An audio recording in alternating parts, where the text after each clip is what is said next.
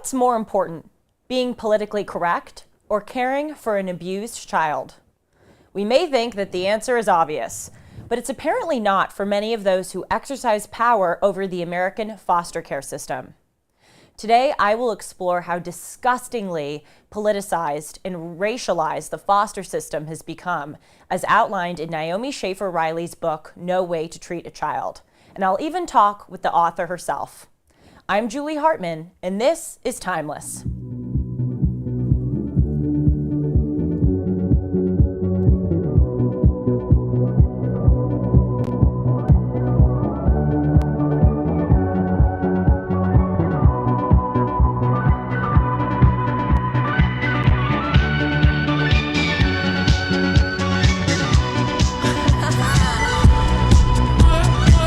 Hi everyone, it's Wednesday, January 4th, 2023. I hope that you all had a very happy new year. It's crazy to think that we're in 2023 already. Time just flies by.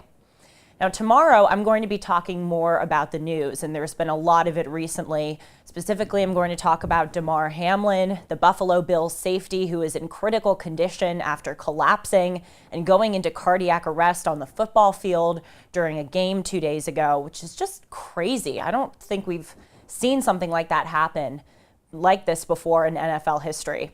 So I'll be talking more about that tomorrow, and I'll also be discussing the new laws that are coming into effect this week across the country with the turnover of Congress. But during today's episode, we're going to talk about the American foster care system, which is really an apt case study for the destruction of this country through radical left-wing ideology. The foster care system has become extraordinarily politicized, and it has the most important responsibility in this country of looking after the lives of nearly 500,000 adolescent Americans. So to start off, let me tell you the story of a foster child in Athens, Georgia. Her name has been concealed for privacy reasons, but let's call her Lily. Lily was born into an abusive household. Her father was serving time in prison with a minimum 10-year sentence, and her mother was a drug addict in and out of rehab. Lily suffered maltreatment and abuse all throughout her early years until finally, thankfully, she was removed from her home and placed with Jill Barefoot and her husband, who both wanted to give the little girl the home that she deserves. Lily would have frequent tantrums, obviously induced because of the trauma that she had to endure, where she would claw, kick, and bite her new foster parents 15 to 20 times a day. But the Barefoots did not give up on her. They paid for her therapy and tried to heal her on their own through their loving care. 3 years after Lily had been living with the Barefoots, they got a call from a Child Protective Services agent who told them that the little girl's aunt, who Lily had only met a few times and was previously prevented from being Lily's guardian because of a Child Protective Services violation, that aunt now wanted to be Lily's guardian. So Lily, at the direction of these Child Protective Services agents, would visit her aunt on the weekends, and soon she regressed back into her horrible temper tantrums. But nevertheless, 3 years after Lily has lived with the Barefoots, the Georgia Division of Family and Child Services, with just 10 days' notice, removed Lily from the Barefoots' care and sent her to live with her biological aunt. She still calls the Barefoots Mama and Daddy. Lily's and other foster children's stories are chronicled in Naomi Schaefer Riley's book on the American foster care system, No Way to Treat a Child, which I mentioned in the introduction, is a great book, and we will be interviewing Naomi Schaefer Riley in a few minutes. But one of the politicized policies that the foster care system has been pursuing is family reunification at all costs. This is also called kinship care, where an agency is directed to always try to place a child with that child's biological relative. So this seems like a reasonable, noble goal, right? And in some cases, of course it is. If it's a right placement for a child to be put with their biological relative, why wouldn't you do that? But what about the case of someone like Lily, whose family has never treated her with any kind of familial or filial responsibility. When she finally finds a loving home like the Barefoots and lives with them for 3 years and views them as her parents, is it really the right thing to do to rip that child away and return her to a technically biological relative, but one that she has never known? Shouldn't there be standards above blood that we adhere to when placing a child? This ill-advised course of action, like so many others in this country, stems from new notions of, guess what, systemic racism. Racial activists for the past half century have argued that it is, quote, colonizing for Black or minority children to be put in the care of white families, even if those white families provide them with a loving home. The United States made an enormous stride forward in civil rights by allowing the first interracial adoption to take place in 1948. And between just 4 years, 1968 and 1972, 50,000 Black or brown children were adopted by white families. But suddenly in the early 70s, this tide changed. The National Association of Black Social Workers came out with a statement saying that transracial adoption is, quote, unnatural, unnecessary, and artificial, that it promotes chattel status of Black people. And to read their statement specifically, they also said, quote, we fully recognize the phenomenon of transracial adoption as expedient for white folk, not as an altruistic, humane concern for Black children. Other foster care related agencies, unsurprisingly, soon followed suit. In 1973, the Child Welfare League of America changed their standards of adoption to say that same race placements are always preferred. Amelia Frank Meyer, who's the CEO of Aliyah, a nonprofit child welfare group, also expressed this idea by saying that, quote, living in a community where a child looks like the people around them will only enhance their ability to thrive. But isn't living in a community where people will treat you well the biggest indicator of your ability to thrive? Amelia Frank Meyer revealed what's actually going on when she went on to say, quote, the cultural norm is that people of color aren't capable of caring for their children. And hence, that's why she is advocating for more of kinship care. Again, giving children to their biological relatives instead of placing them with foster parents that may not be related to them. It is true that Black children are removed from their families at higher levels than white children. But it is also true that instances of neglect, abuse, and maltreatment occur vastly more frequently in Black homes compared to other racial groups. The Child Maltreatment Report shows that while white children are abused at a rate of 7.8 per 1,000 a year, Black children are abused at a rate of 13.8 per 1,000. In addition, child fatalities stemming from abuse show a similar trend. They're also higher among the Black population. 2.18 per 100,000 fatalities occur a year among white children, and 5.1 per 100,000 occur among Black children. Also in 2018, Black children were just 14% of the United States population and yet comprised 23% of children in foster homes. And in New York City, this is even higher. They're 25% of the population and yet comprised 60% of the population in foster homes. But thanks to woke racialized ideology, Black children are being prevented from being placed in white homes because the optics are more important than their well-being. Sound a little bit racist to you? Despite a 1994 federal law which prohibits state or federal agencies from discriminating when making a foster care placement based on the basis of the parent's race, many places in the country have thoroughly ignored that statute, especially in the past few years with the ascension of BLM and many race hustlers. For instance, one of America's largest adoption agencies, called Bethany Christian Services, in 2021 launched a campaign to overhaul that 1994 act, saying that they are on, quote, a long journey toward becoming an anti-racist organization.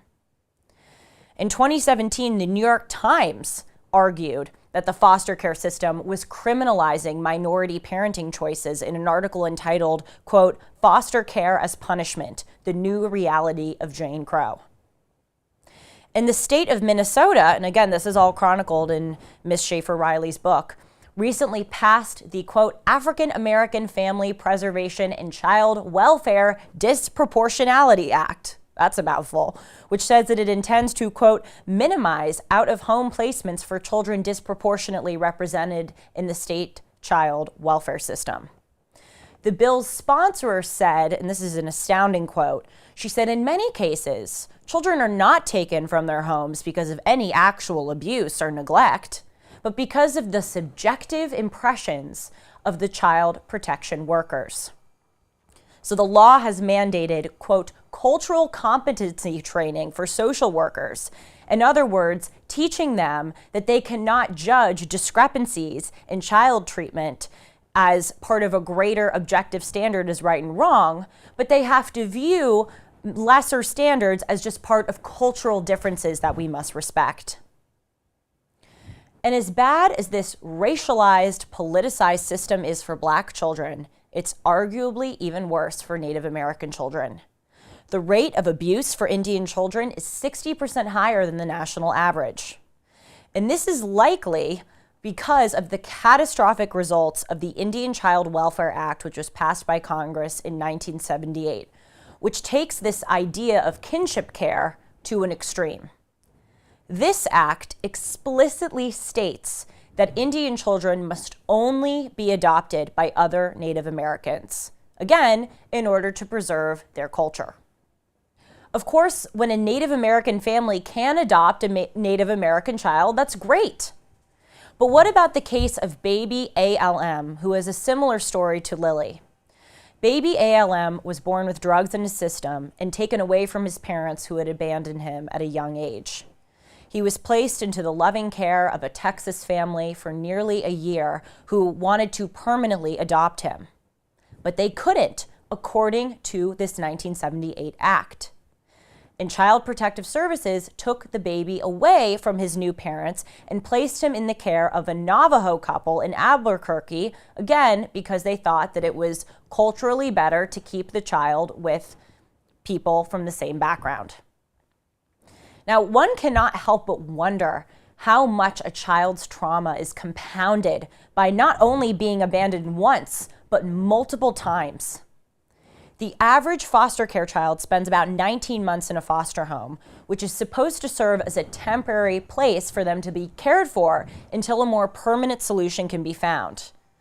But when those foster parents show love to the child and want to adopt the child permanently, isn't it just nuts to take them away from those individuals with whom they formed bonds? Now, some of the people who have quite literally been the saving graces of the foster care world have been the religious people in this country. One of the biggest foster and adoption services is called Project 127, which is run by a group of Christians who believe that they must follow the James 1:27 verse, which says that, quote, "Religion that God our Father accepts as pure and faultless is this, that we look after orphans in their distress." Religious people are also the most likely adults to care for children with special needs. But as yet another part of our culture's rabid-like obsession with race and gender, leftist vigilantes have tried to overhaul many of these religious adoption and foster care groups because most of those religious parents do not feel comfortable, for instance, putting their adolescent foster child through gender transition therapy or surgery. There are some states that have laws that do say that you cannot prevent a child from being placed in a home because of that parent's religious background. But other states, like California, have enacted statutes saying that, quote, "It's the role of the Child Welfare Agency to support dependent children's ability to access medically necessary care, including gender-affirming health care, suppressing the development of endogenous secondary sex characteristics, and interventions to align the patient's appearance or physical body with the patient's gender identity." In other words, a foster parent has to allow and facilitate a sexual transition if their adolescent foster child wants it. The Illinois Department of Children and Family Services has said something similar, explicitly saying that, quote, they will not tolerate exposing LGBTQ children and youth to staff or providers who are not supportive of the children and youth's right to self-determination of their sexual and gender identities. And the website of the New York City's Administration for Children's Services says that foster parents must, quote, refer to girls in their charge as he, if that's what the child prefers, but also must buy dresses for boys, or else they will be considered a safety risk. The more that one becomes educated about really anything in this country, whether it's education, policing, or the foster care system, the more we see how important it is to stand up to these ways of thinking, even at a small level. If you see an Instagram post or hear someone in class or in a conversation spouting these crazy, radical left-wing race and gender ideologies, we have a responsibility to challenge them, because this takes hold at a small level, and then we see that it infiltrates almost every aspect of civil society. And this idea of putting PC-ness over adequate care is a literal life or death situation for children. Here to talk with me more about this book and its findings is the author herself, Naomi Schaefer Riley, who is a columnist, author of several other books, and resident fellow at the American Enterprise Institute, focusing on issues regarding child welfare. Hello, Naomi. Thanks for coming on to Timeless. Thanks so much for having me, Julie. So this is a pretty hefty subject to tackle in a book. How did you get interested in this, and how long did it take to research? So, I would say there were a number of different strands that kind of led me to this topic, but the most recent one was actually a book I did a number of years ago about Native Americans. It was called The New Trail of Tears, and I spent time in various American Indian communities across the country. And for those of your listeners who don't know, they have some of the worst child welfare outcomes, some of the highest rates of child abuse and neglect, and just some really, terrible outcomes for these kids. And it sort of got me to thinking, what does the rest of our child welfare system look like? And so I was a columnist for a few years at the New York Post, and that led me to write some stories about some of the high profile, very tragic child fatalities that occurred in New York City during that time. And, all of this just kind of made me wonder, like, what is this system supposed to do? Why does it seem to be failing so many kids? And what can we do to change that? Mm-hmm. So can you walk me through the process of, on the child's end, what you have to go through to file a complaint and get a child removed from their home, and then on the foster parent's end, what the process you have to go through to become a foster parent? Sure. Well, there are about 3 million reports of child abuse and neglect that come in every year. Some of them go to child abuse hotlines, some of them just go to the police. About 40% of them come from what are called mandated reporters, that is, teachers or social workers or doctors, people who are required by law to report if they suspect child abuse or neglect. And of those 3 million, about 600,000 are substantiated, meaning that we have some evidence that something really did go wrong there. That's not to say that the remaining cases, that abuse or neglect didn't happen in those cases, but we just don't have enough evidence to say one way or another. So when you take those 600,000, the vast majority of those cases, children are never going to be removed from their homes, but a child welfare agency might try to engage the family with some services to try to prevent any kind of future maltreatment. And those services could include treatment for drug addiction, anger management, parenting classes, and there'll be some kind of in-home services that are provided, and the agency will try to kind of monitor the situation. In extreme cases, where you find a child has already been chronically maltreated or severely abused in some way, then there's a process to remove that child, and that usually has to be approved by a court, and the child is then placed in a temporary foster care situation, and then there are regular hearings to find out whether the parents have done what they need to in order to get that child back into their custody. So, what is the difference between a foster home and a group home, or do they refer to the same thing?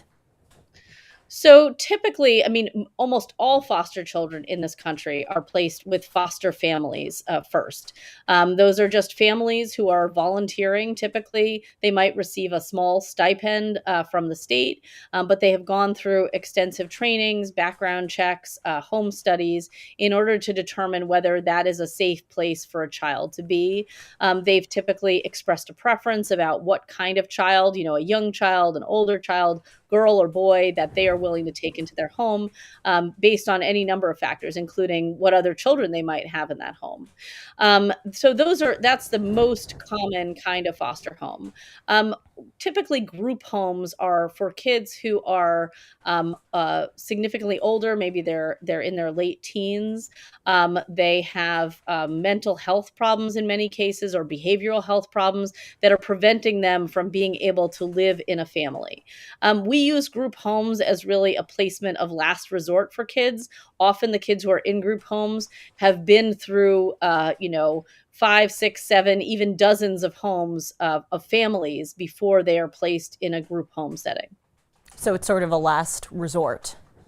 Absolutely, and I think that that creates its own problems. I don't. Everyone says, well, kids are obviously are better off in a family, and I think no one can dispute that. But what happens is sometimes we're so determined to keep them in families that we don't give them the services that could be offered in a group home. Some kind of psychiatric services or behavioral services that might then help them get back into a family afterwards. So by the time they are in these group homes, they are such severe cases that it's often hard to undo all of the trauma that they experienced in their biological family as a result of abuse or neglect. And then on top of that, just the bouncing around from one foster family to another, which can be also very traumatic. It was fascinating to learn in your book that the majority of maltreatment cases actually come from that child's biological family, or when they're having visits with their relatives, because this talking point of family reunification is so powerful. But then when you look at the actual evidence, and you cite evidence from Indiana, New Jersey, Arizona, a lot of, again, the maltreatment cases and the child fatalities overwhelmingly come from the family. Why is that? So, I mean, look, foster care obviously has a not great reputation in this country. And, there are many foster homes that you wouldn't want your children in. And there are foster parents who do it for the money, who are not very good parents. But frankly, the terrible outcomes that you hear about for foster children, that they don't finish high school, that they're more likely to end up with substance abuse problems, that they're more likely to end up homeless, more likely to end up as with a pregnancy as a teen. All of these things are blamed on the foster care system, but that it's very hard to separate what happened before that child went into foster care from what happened once that child entered foster care. And typically, the abuse and the neglect are so severe by the time a child is actually removed from a home that the trauma is already there. I'm not saying that every foster family is going to is improving that, but the thing is, these kids are are suffering so much, both physically and mentally, by the time they enter the foster care system, that I think it's largely unfair to blame foster care for the problems that these kids are having. And what you have is this kind of extraordinary situation where once kids are finally removed from these terribly abusive and neglectful homes, the first question that our system is asking is, how can we get you guys back together? And I compare it to a domestic abuse situation. Imagine if police were called to the home of a wife or girlfriend who was being, beaten by her husband or boyfriend, and the first question the police asks is, how can we get you guys back together? I'm not saying the relationship could never be salvaged, but I think our focus needs to be here on the victim. And in the case of, child abuse and neglect, the focus really needs to be on the child. Unfortunately, too often in our system, the focus is really on the well-being and the desires and the sentiments of the adults and not the children, unfortunately. Another way that the children are not being prioritized is that black children, as you write, will not be allowed in some cases to go into white homes. And I thought it was fascinating that you say from 1968 to 1972, 50,000 black and biracial kids were adopted by white parents. But then it seems in the early 70s, the National Association of Black Social Workers and the Child Welfare League, they all kind of came out with these statements, essentially, which were an early version of Ibram X. Kendi saying that white people adopting black children means that they're colonizers. Why did this shift happen and so suddenly? So it's really, I mean, the history of adoption in this country is fascinating. I mean, we went almost very quickly from this idea that white families would never want a black child to kind of these black power activists suggesting that black children, should never be in a white home because that's just like slavery. And it's a very bizarre transition in a lot of ways. I mean, I think most people would think this is a great sign of advance for our civilization that parents are willing to open their homes to kids who are, complete strangers and take them in and care for them as their own, regardless of whether they look like them. That is a sort of a triumph in some ways over evolution and biology. But these activists, began with the National Association of Black Social Workers in 1972. They came out with a statement saying, interracial adoption is basically wrong. And they have stuck by that. Now, what's interesting is that we now have a law saying you cannot discriminate in the placement of children for foster care or adoption out of foster care based on their race or ethnicity. But this law, as I found during my research, is regularly flouted. You have open discussions in court about whether parents will be racially sensitive enough. You have caseworkers talking about whether these parents will be able to appropriately do a child's hair. I mean, there's just all of this conversation going on about this. And I regularly hear from parents, many who have fostered, white parents who have fostered a black child for years, only to find that that child will not be placed with them, permanently for adoption, because there is some kind of objection to the lack of race matching that's going on. And you also talk about how this is true of Indian children and the Indian Child Welfare Act of 1978, which removes, which I should say, makes it such that Indian children have to be placed with other Indian tribes. And it was such a moving story when you talked about baby ALM, who was that young child that was adopted by the couple in Texas, but then had to be, after staying with them for a year, had to be sent to another Indian family under that law. Can you speak a little bit more about why there's such a different standard or set of laws for Indian tribes in this regard versus the rest of the American population? Sure. Well, I'm hoping that what I say now will soon be irrelevant and that the Supreme Court in the spring will rule the Indian Child Welfare Act unconstitutional, as they should have done a long time ago. But basically, what happens is if a child who is of Native American descent and enters into the foster care system, and by the way, you'd be amazed if you go into a child welfare office, there are signs everywhere basically instructing you, the first question you should be asking about this child is, are they Indian or not? I mean, as if that is the most important factor in this case.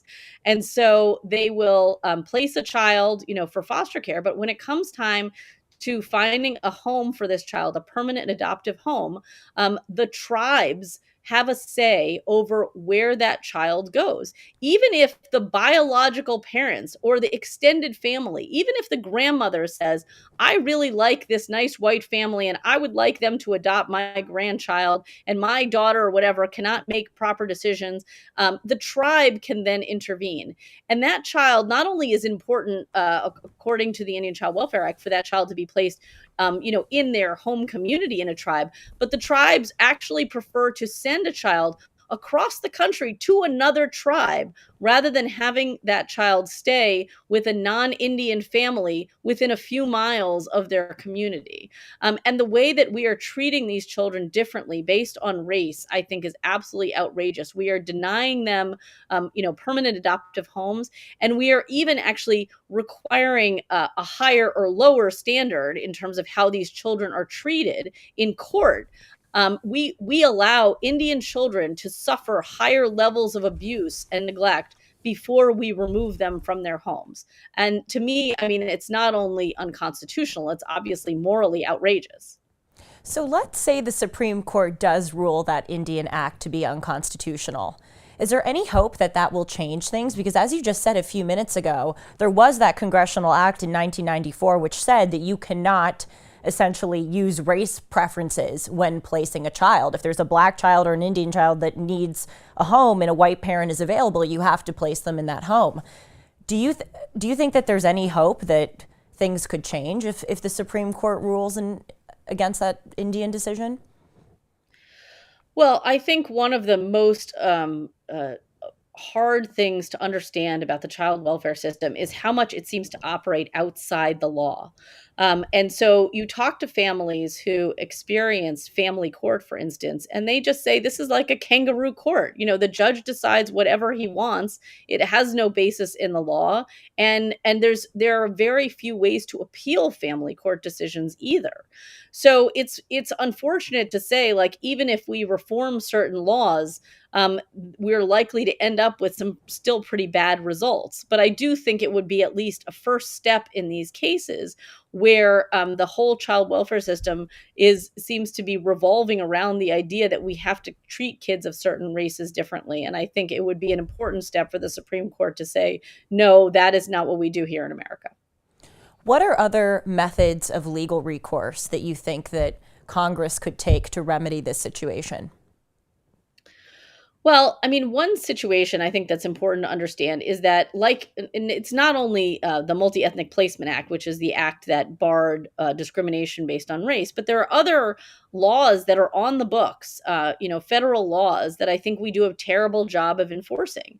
The Adoption Safe Families Act, for instance, says that if a child has been in foster care for 15 of the last 22 months, the state is supposed to move to sever parental rights, because the idea is that foster care is not a permanent placement for a child, and we should not be leaving them in limbo or sending them back and forth from one foster home to another, or from one foster home back to their biological home and back again. I mean, you have kids, basically infants who are experiencing years in the foster care system. And we know so much about the importance of secure attachment for brain development so that kids can have, a reasonable chance at social, emotional, intellectual development. And we are just ruining that for these kids.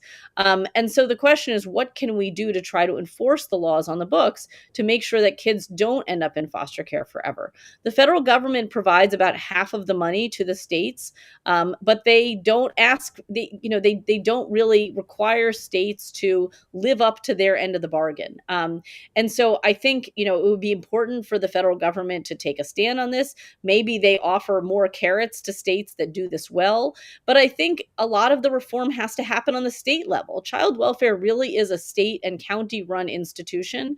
And I think for folks who are interested in seeing improvements, you need to see changes in family courts at the state level. You need to see changes in the legislature. You need to see changes coming down from the governor's office. There's a huge amount of variation from state to state in terms of just how long kids spend in foster care.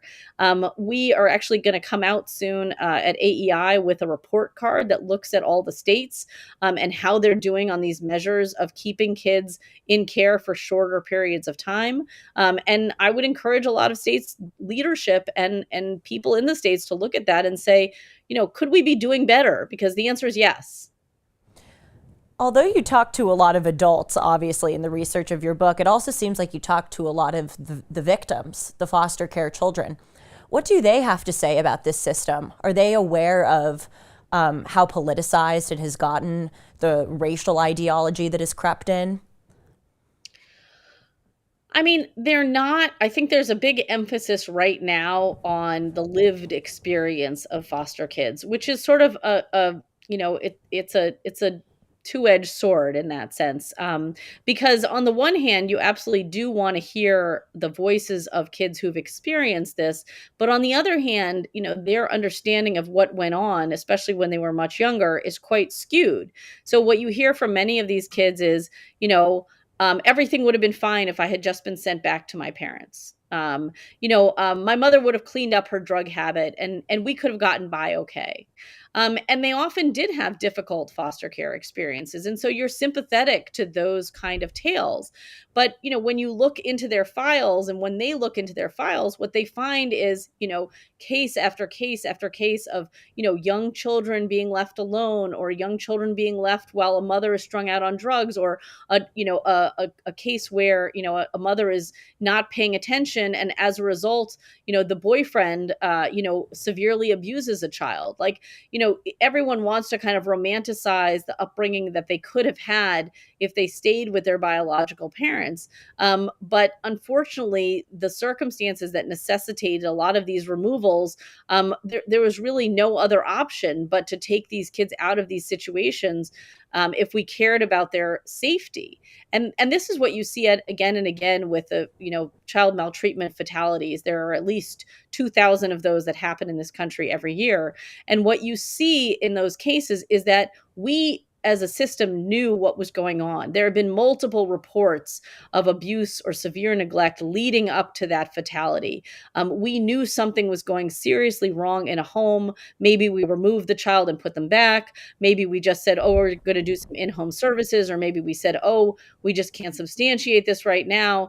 And, lo and behold, months later or years later, you find that a child has experienced this, tragic fatality as a result of us not being willing to intervene. You talk a lot in your research about how these fatalities and maltreatment are more likely to occur in homes that do not have a stable two-parent structure. Has the foster care crisis coincided with the demise of the nuclear family in the past half century? Is there a relationship between those two?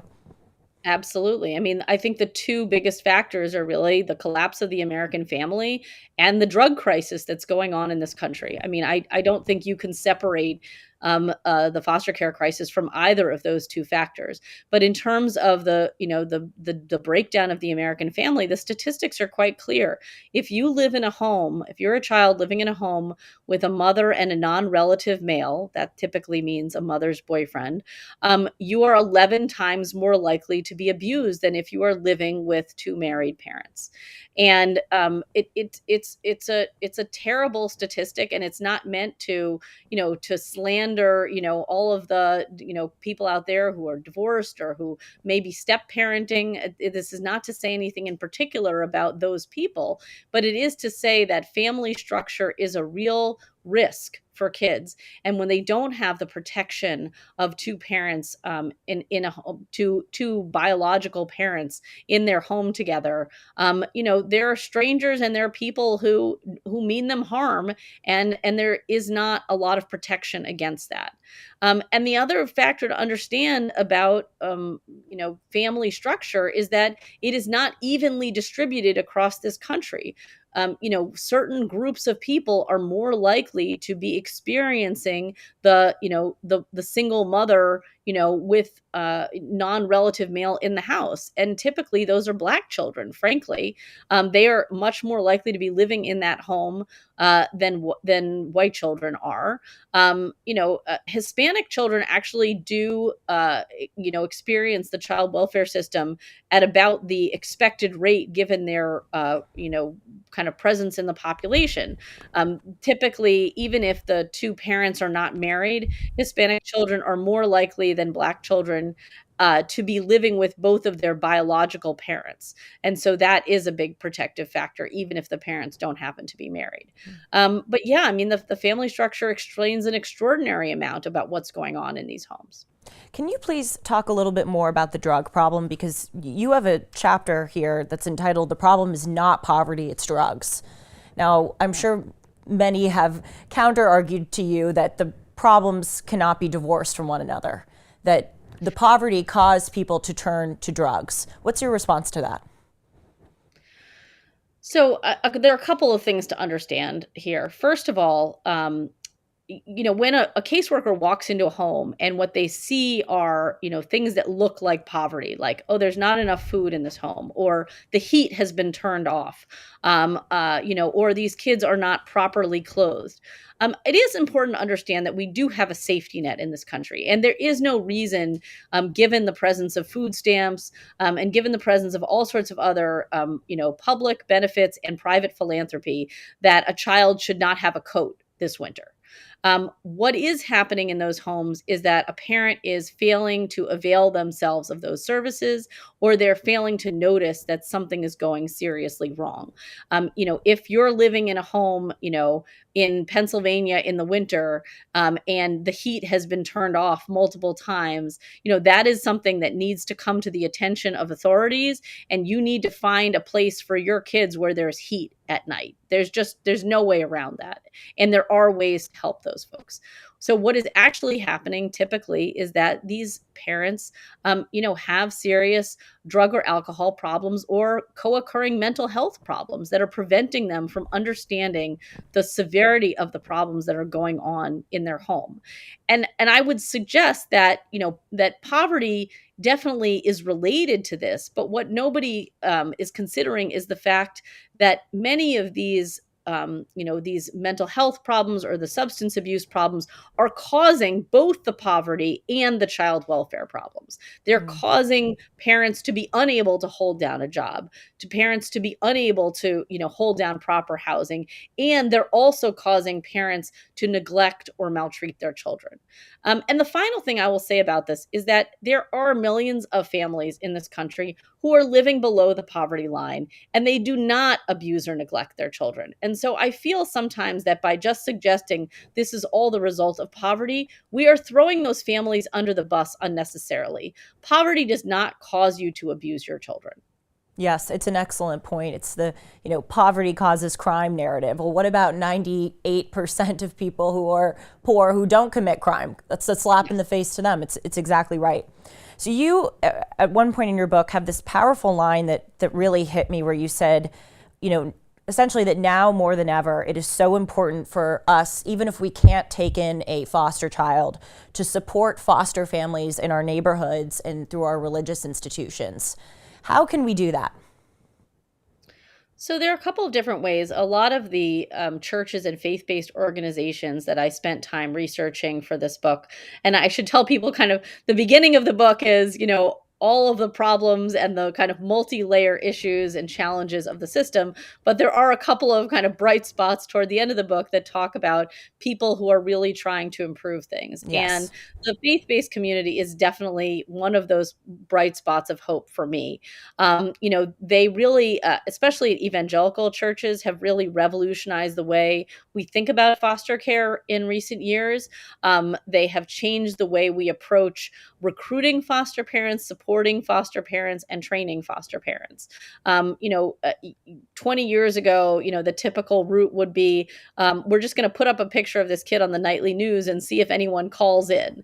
For anyone who has any training in media or anything like that, this is the ultimate kind of broadcasting and not narrowcasting. You're not necessarily reaching the audience you want to. So a lot of these larger churches have said, okay, we're going to bring a message from the pulpit. We're going to talk about the kids who are in our zip code who need homes tonight. And then we are going to partner with the state to offer training for people who are interested in foster parenting. And then we're going to create an entire community around the idea that we support foster parents. Foster parenting is very hard. About half of people who do it quit within the first year. And so it's extraordinarily important for other people to come around those families and say, we'll bring you meals, we will babysit, when you and your husband need a date night. We will do all and whatever we can in our power to welcome those children into this community too. Many of these kids have experienced such severe trauma that it's hard for them to, sit through a Sunday service. And if your whole community is like sort of staring at you every time your child has some kind of outburst, that's not a foster friendly community. Mm-hmm. So I think it's important to realize, what the whole community can do. And then as an individual too, I also talk to people about becoming a CASA, a court appointed special advocate. which allows you to kind of represent the interests of the child in court. You visit the child regularly and talk to the judge about that child's situation. It also gives you a kind of view into what is going on in the system, a much better view than you have as an outsider. And it kind of provides, I think, a way of telling the child welfare system that people are watching. Boy, is that hugely important. You need to know that there are eyes, because as you outline in the book, even the social workers are turning a blind eye. Absolutely. And I find that, um, a lot of the population that's being served are, people who are poor, have substance abuse problems or mental health problems. And even, a lot of the foster parents are not necessarily kind of folks with who are middle class professionals, for a variety of reasons we could get into. But just making sure that the child welfare system is not somehow a separate part of our society, that we all kind of have a responsibility here, to keep eyes and ears on the system and to help these kids as well. It's a fascinating and hugely important book, No Way to Treat a Child by Naomi Schaefer Riley. Thank you so much for coming on. It's been a joy to speak with you. Thank you so much for having me. It's been great talking. Thank you for joining us today. And remember, like a sculptor starting with a block of clay and the tools to form it, each of our thoughts, choices, and actions shapes who we are. So let's think clearly, choose wisely, and act with principle and determination. See you tomorrow.